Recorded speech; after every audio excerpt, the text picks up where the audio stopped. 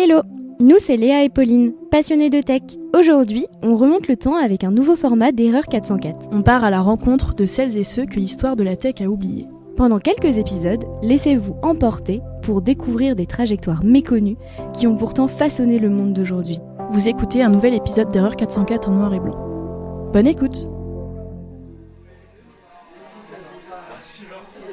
Pauline, tu te souviens l'autre jour quand on était attablés avec les potes et que Paul nous a lâchés au moment des anecdotes? Vous saviez que Jérémy, c'est un bébé éprouvette? Moi j'ai failli en renverser mon verre. J'ai halluciné sur place.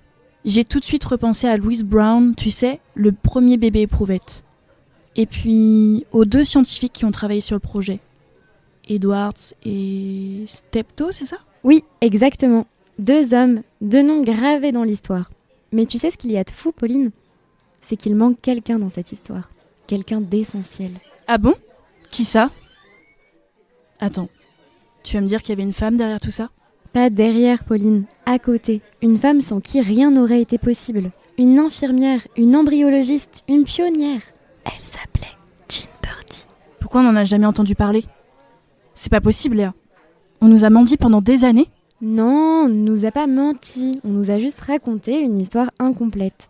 Une histoire où les femmes, surtout quand elles ne sont pas médecins ou professeurs, finissent par disparaître des livres. Jean Purdy, c'est l'exemple parfait. Elle a été la première à voir les cellules de Louise Brown se diviser. La première à développer des techniques qui sauvent des vies aujourd'hui.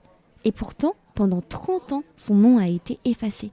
Mais pourquoi?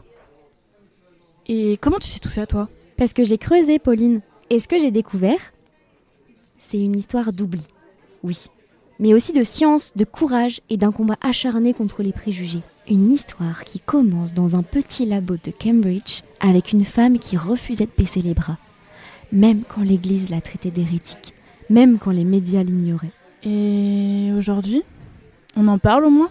Oui, enfin. Grâce à des plaques commémoratives, un film sur Netflix et des femmes comme toi et moi qui refusent de laisser son nom tomber dans l'oubli. Alors Pauline, tu es prête à entendre son histoire? Promets-moi une chose. Quoi donc? Promets-moi qu'on ne va pas se contenter d'en parler. Promets-moi qu'on va faire en sorte que les gens s'en souviennent.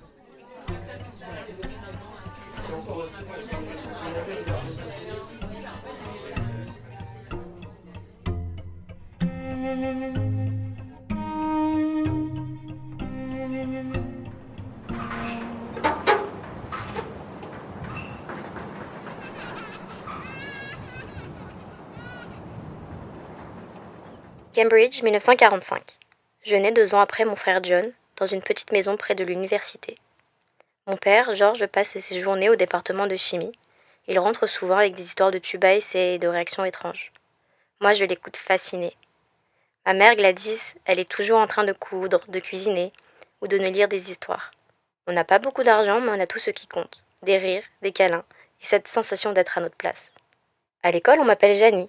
Je suis préfète, je joue du violon dans l'orchestre, pas très bien mais avec enthousiasme, et je cours après un palais de hockey, comme si ma vie en dépendait. J'ai toujours aimé les défis, même ceux que je ne maîtrisais pas tout de suite. Un jour, mon professeur m'a écrit dans mon bulletin: Jean a une personnalité agréable et un don pour s'entendre avec les autres. Elle sera parfaite dans la profession qu'elle a choisie, les soins infirmiers. Attends, elle a choisi d'être infirmière dès le lycée? Oh, je ne savais pas encore que je finirais dans un laboratoire à manipuler les embryons, mais j'aimais déjà l'idée de prendre soin des autres. À l'époque, je rêvais d'aider les autres, comme ma mère faisait avec nous. Et j'étais fascinée par la science et les découvertes qui m'entouraient. C'est vrai que Jean, avec une enfance dans les années 50 et son père au laboratoire, elle a dû en entendre parler de découvertes en biologie. Tu veux parler de la découverte de la structure de l'ADN en 1953 par Watson, Crick et Wilkins? Par Watson, Crick, Wilkins et Rosalind Franklin, tu veux dire.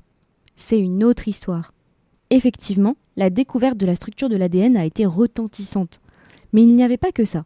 Les travaux de Frederick Sanger sur l'insuline avaient notamment permis d'ouvrir la voie de la compréhension des protéines et des enzymes. Mais c'est aussi à l'époque où les trompes de Fallope bouchées des femmes sont considérées comme irréparables et l'infertilité comme une malédiction qu'il faut porter. Et pourtant, dès 1930, des travaux de recherche sur les lapins et les hamsters ont montré que la fécondation in vitro est possible. Bien que ces travaux aient planté les graines pour le futur, ils étaient controversés.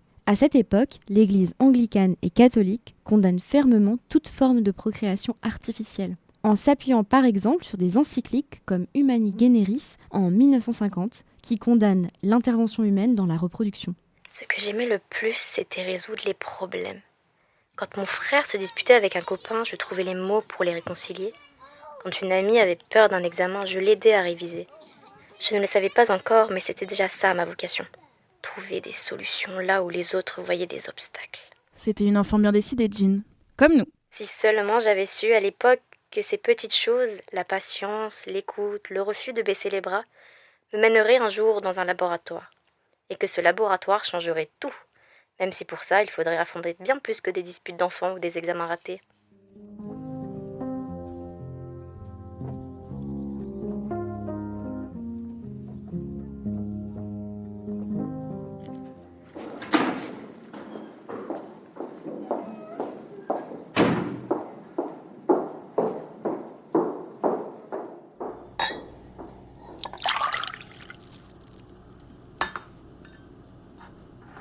« 1963.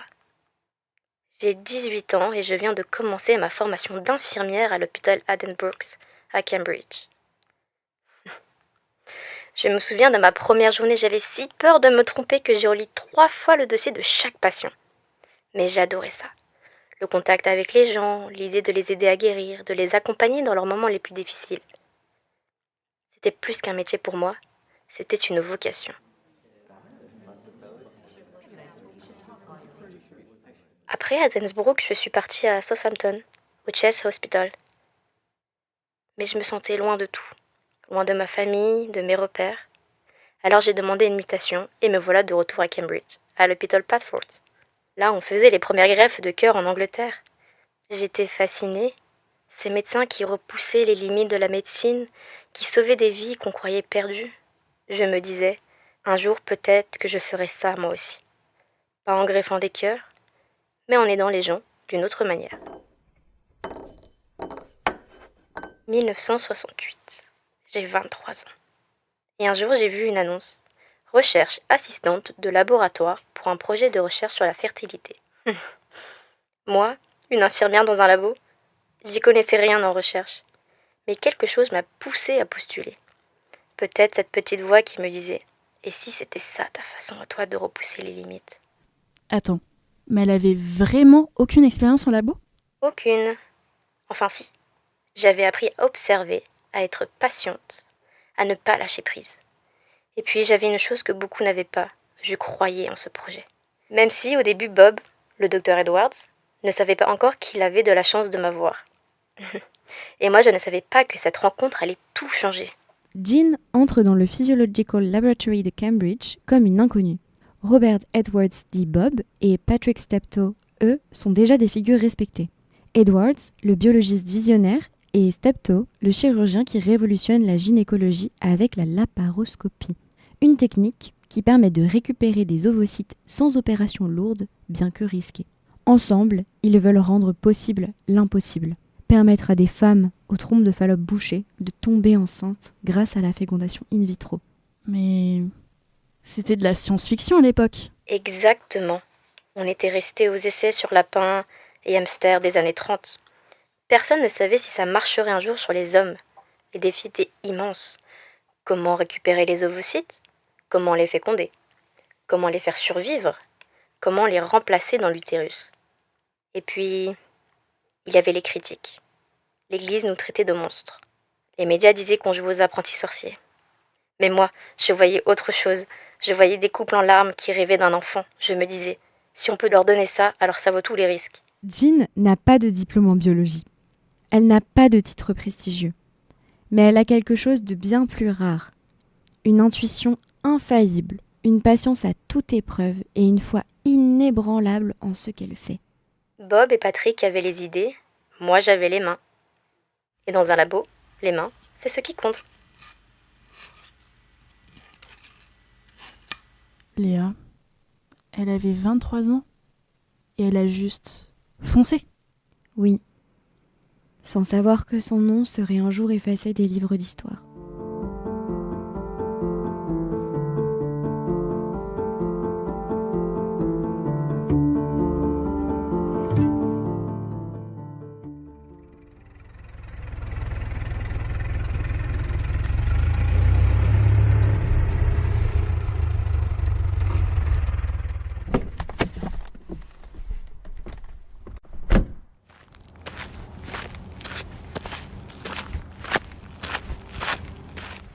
200 000. 200 000 entre Cambridge et Oldham, sur des routes qui n'étaient même pas des autoroutes. Moi, je faisais la navette, une semaine ici, une semaine là-bas.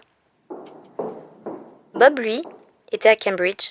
Le génie, le rêveur, il voyait plus loin que le monde. Patrick, lui, était à Oldham. Le chirurgien, le pragmatique, celui qui faisait les choses. Et moi, j'étais celle qui les faisait tenir ensemble. Attends, mais comment vous faisiez pour vous organiser comme ça, à 200 miles de distance, et avec si peu de moyens? On s'appelait, on s'écrivait, et surtout, on se faisait confiance. Jean gérait tout, les patients, le laboratoire. Quand Bob devait retourner à Cambridge pour enseigner, c'était elle qui restait à Oldham, seule, à surveiller les embryons, à noter chaque détail dans ses carnets. Quand Patrick opérait, c'était elle qui récupérait les ovocytes et les apportait à Bob. Par ce travail minutieux et reporté très soigneusement dans ses multiples cahiers de laboratoire, elle a optimisé le développement des embryons par un contrôle du pH, de la température, de la concentration ionique et de l'osmolarité des milieux de culture. Elle a mis au point des techniques de cryopréservation pour préserver la fertilité des ovocytes et la survie des embryons. Elle avait même créé un système de notation pour évaluer les embryons, et ces critères étaient les prémices des indicateurs aujourd'hui utilisés en procréation médicalement assistée, ou PMA. Ici, on a une balance, là un microscope binoculaire qui prend la moitié de la pièce. Et là-bas, sous ces étagères qui menacent de s'écrouler, on range nos produits chimiques. Oh, et notre incubateur maison? Un bocal en verre rempli de COD, chauffé dans un vieux bac. Des milliers de cultures faites de solutions salines enrichies en glucose et en sérum de lapin. On n'avait même plus 10 000 livres de budget. C'est vraiment avec les recherches faites dans ce minuscule labo que vous avez fait naître Louise Brown. Exactement. Patrick opérait juste à côté dans sa salle de chirurgie. Lui, il récupérait les ovocytes avec sa laparoscopie. Moi, je lui prenais et je les apportais à Bob. Bob, lui, il cherchait les embryons sous le microscope. Moi, je faisais le reste. Les milliers de cultures, les notes, les nuits blanches à surveiller les divisions cellulaires, à sélectionner les spermatozoïdes sur base de leur mobilité. Et les réveils à 3h du matin pour tester les urines des patientes? Glamour, non? Et elle n'a jamais cherché à être sous les projecteurs? Non, parce que je préférais être là où ça comptait vraiment, avec les patients, avec les embryons. Bob et Patrick, eux, ils parlaient aux médias, aux politiques. Moi, je parlais aux couples qui pleuraient dans mon bureau. On était complémentaires. Bob l'a toujours reconnue. Dans ses lettres, dans ses discours. Tiens, regarde Pauline, ce que dit cette lettre conservée dans les archives. Ce n'était plus seulement Patrick et moi. On était devenus un trio. Elle était notre aide indomptable, sans qui rien n'aurait été possible. Joe Schulman, un collègue américain, se souvenait d'elle comme incroyablement dévouée au projet. Et Patrick? Il la voyait comme ça lui aussi? Patrick. Patrick était un homme de terrain, il savait que sans moi, il n'aurait jamais pu faire ce qu'il faisait. On était une équipe.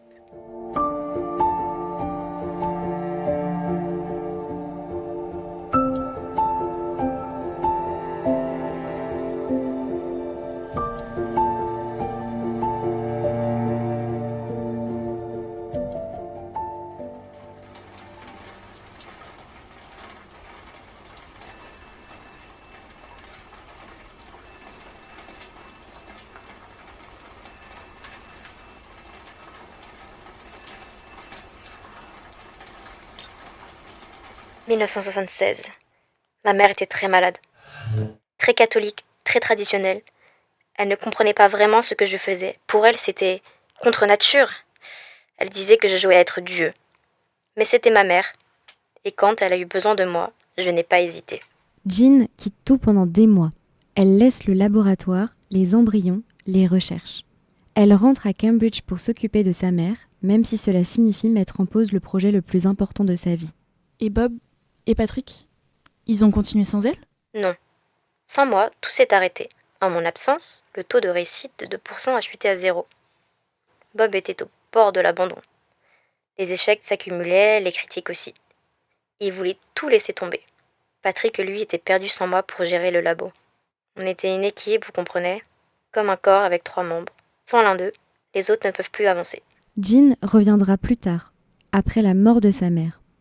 Mais pendant ces mois d'absence, quelque chose se brise. Bob, désespéré, envisage même de quitter la recherche pour la politique. Patrick, lui, est épuisé par les critiques et les échecs. Et elle a dû tout porter sur ses épaules en revenant ? Oui, mais je ne leur en ai jamais voulu. Parce que je savais une chose, si on abandonnait toutes ces femmes, tous ces couples, ils n'auraient plus d'espoir. Alors j'ai repris, même si ça voulait dire encore des nuits blanches, encore des critiques, encore des regards des approbateurs, parce que c'était plus grand que moi, plus grand que nous tous. Tu sais, Pauline, le sujet de la fivette, avec notre lecture d'aujourd'hui, c'est pas si évident. On peut penser que la fécondation in vitro, c'est une façon d'avoir le choix d'avoir des enfants ou non. Peu importe sa condition de santé. Mais c'est plus complexe. Écoute, j'ai trouvé cette émission de 1971, Bonjour Madame, qui lit le courrier d'une téléspectatrice blessée d'une émission sur la contraception, ne pouvant elle-même pas avoir d'enfants. Cela questionne sur le sujet de la fécondation in vitro. Toutes ces femmes voulaient-elles avoir des enfants de manière intrinsèque ou souffraient-elles d'une exigence de la société qu'elles ne pouvaient pas satisfaire ? Bonjour. Pour ouvrir l'émission de cet après-midi, je voudrais vous lire le court extrait d'une lettre que nous avons reçue après notre première série d'émissions sur la contraception. Voici ce que nous écrit une téléspectatrice. Je viens de suivre aujourd'hui madame cet après-midi comme les autres jours, à propos des procédés contraceptifs. Malheureusement, il en faut. Et ce qu'ont dit les spécialistes que vous aviez invités a certainement rendu service à de nombreuses téléspectatrices. Et vous devez sans doute faire des émissions comme celle-ci. Mais, et je vous le dis sans la moindre aigreur, vous ne pouvez pas vous rendre compte de la souffrance que vous provoquez bien involontairement auprès des femmes qui ne peuvent pas, elles, avoir d'enfants. Essayez de penser un instant à ce que représentent pour elles tous ces moyens contraceptifs dont vous nous parlez, que le monde est mal fait.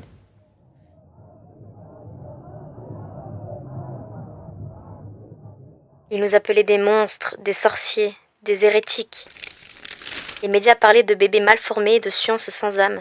Et les autres scientifiques, ils nous traitaient de charlatans. Les mœurs de l'époque et l'Église s'impatientaient de cette recherche contre nature.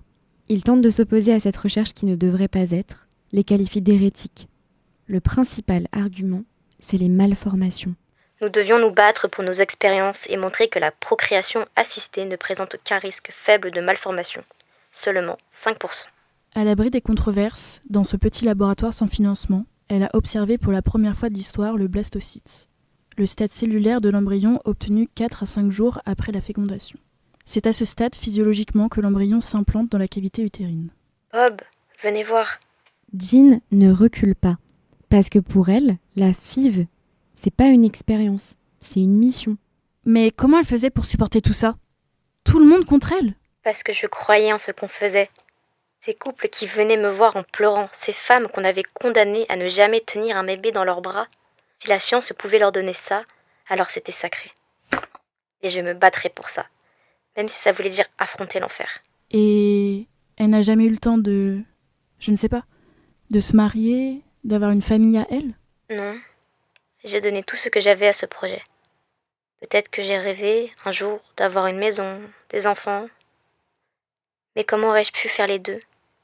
Et puis, quand Louise est née en 1978, j'ai su que j'avais fait le bon choix. 13 minutes avant minuit, le 25 juillet 1978, à Oldham, petite ville du Lancashire, naissait une fille. Elle pesait 2,6 kg. Monsieur et Madame Brown, ses parents, l'appelèrent Louise. Louise Brown, qui a maintenant 10 semaines, est le premier bébé conçu par le procédé appelé fécondation in vitro, ou plus simplement, le premier bébé éprouvette.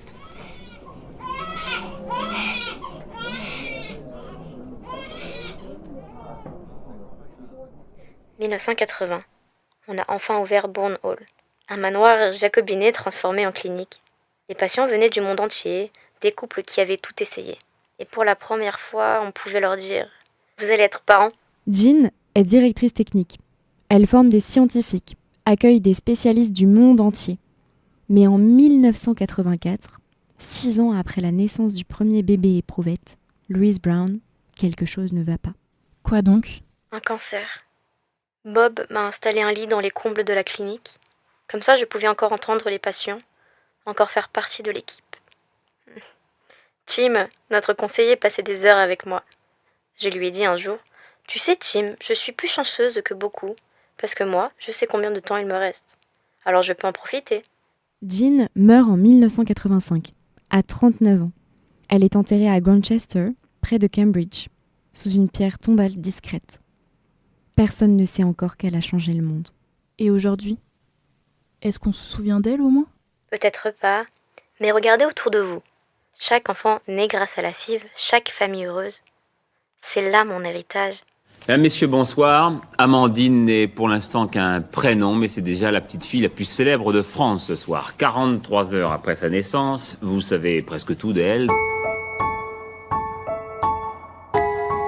Elle pèse 3,420 kg, elle mesure 51 cm et tous les journaux du monde parlent ce matin de ce bébé éprouvette.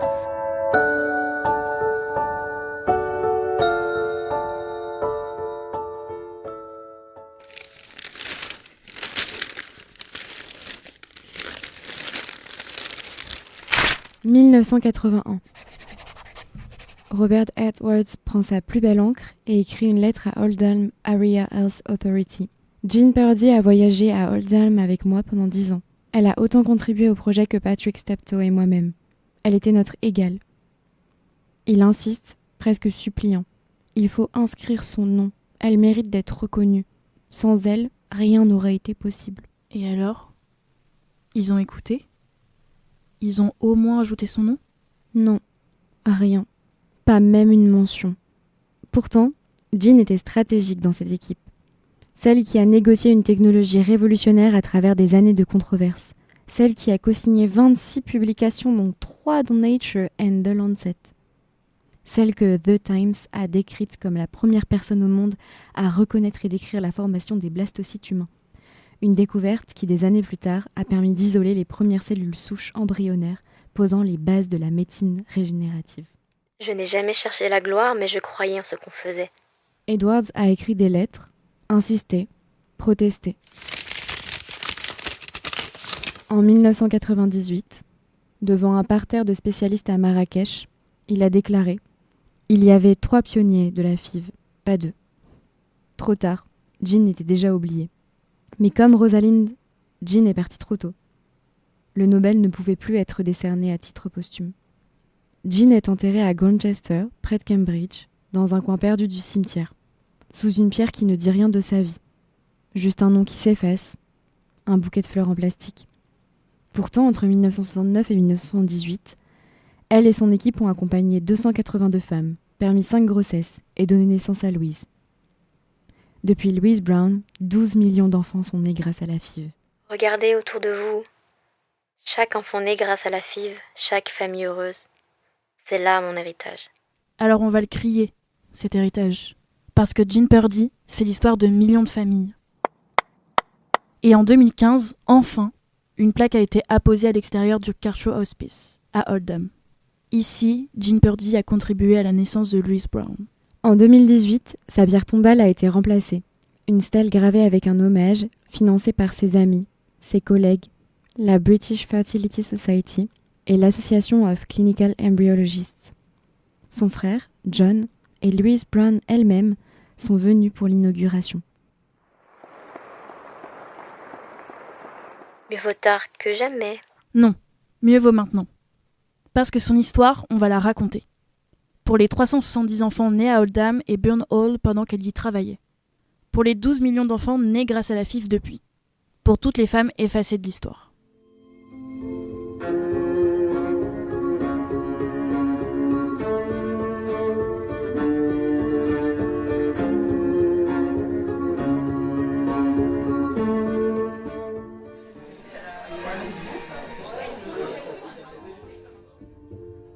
Tu sais Léa, c'est fou comme on peut oublier les gens, même ceux qui ont changé nos vies. Jean Purdy, Rosalind Franklin, les calculatrices de la NASA dans... C'est toujours la même histoire. Oui. Et cette histoire, elle a un nom. L'effet Matilda. Un phénomène qui efface systématiquement les contributions des femmes en sciences. Matilda Jocelyn Gage, une suffragette du 19e siècle, l'a décrite la première.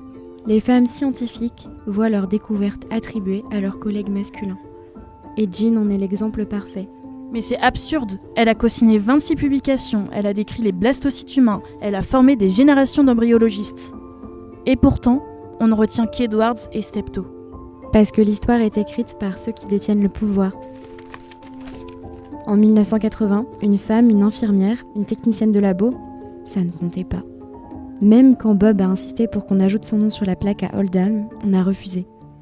Parce que Jean n'avait pas de diplôme prestigieux, pas de titre de professeur. Juste un savoir-faire et une détermination sans limite. Est-ce que ça a changé ça, au moins ? Un peu. Grâce à des films, grâce à des livres, grâce aux podcasts comme le nôtre. Les gens commencent à se souvenir. Mais il faut continuer à parler. Parce que l'effet Mathilda, il est toujours là. Il suffit de regarder autour de nous. Alors on va continuer. À Jean Purdy. À Jean. Et à toutes celles qu'on a oubliées. Et à la prochaine, on parle de qui ? Une autre femme scientifique dont on a besoin de créer l'histoire ? Absolument. Parce que l'histoire, on va la questionner, la compléter.